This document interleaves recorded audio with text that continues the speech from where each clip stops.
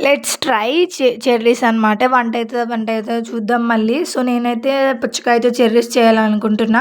యూట్యూబ్‌లో ప్రాసెస్ చూసిన ఈజీగానే అనిపించింది. సో, నేనైతే పుచ్చకాయ తినేసి దాన్ని పీల్ ఆఫ్ చేసేసి ఆ గ్రీన్ కలర్ ఉన్నదాన్ని చిన్న చిన్న పీసెస్‌గా కట్ చేసుకున్నాననమాట యూట్యూబ్‌లో చూసి. పీల్ ఆఫ్ చేయడానికి చాలా హార్డ్‌గా ఉంది. సో, కొంచెం కష్టం అనిపించింది నాకైతే. బట్ ఎలా వస్తదా అని కొంచెం యాంగ్జైటీతో ఉన్నాను. చిన్న చిన్న పీసెస్‌గా కట్ చేసుకున్నాను ఈ విధంగా. సో, ఇవి కట్ చేసుకొని పక్కన పెట్టుకొని స్టవ్ వెలిగించి పెనం పెట్టి తగినన్ని వాటర్ వేసుకున్నాను. అండ్ వెలిగించిన తర్వాత నేను పక్కన పెట్టుకున్న పీసెస్‌ని వాటర్‌లో వేసాననమాట. వేసి లిడ్ పెట్టేసి కాసేపు బాయిల్ చేశాను. వెళ్ళి చూసా బాయిల్ అవుతున్నాయి.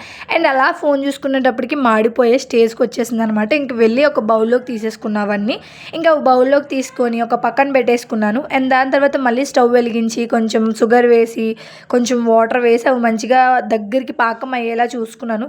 అండ్ అది ఎప్పుడైతే ఆ కన్సిస్టెన్సీ వచ్చిందో నేను బాయిల్ చేసి పక్కన పెట్టుకున్న వాటిని ఇందులో వేసేసి కాసేపు బాయిల్ చేశాను. ఇంకా అలా పక్కకు తీసేసి వాటర్ వడకట్టేసి ఫుడ్ కలర్ వేసి స్టోర్ చేసుకుంటే అంతే చెర్రీస్ రెడీ.